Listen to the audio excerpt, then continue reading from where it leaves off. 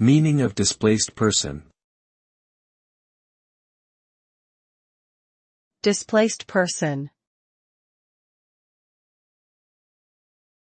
Displaced person. Displaced person. Displaced person.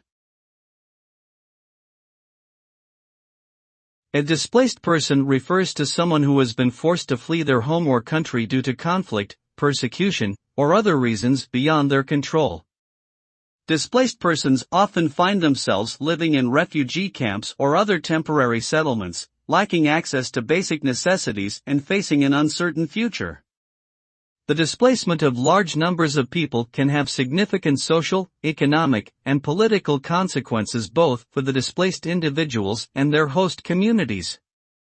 Providing assistance and protection to displaced persons is a major humanitarian challenge facing the international community.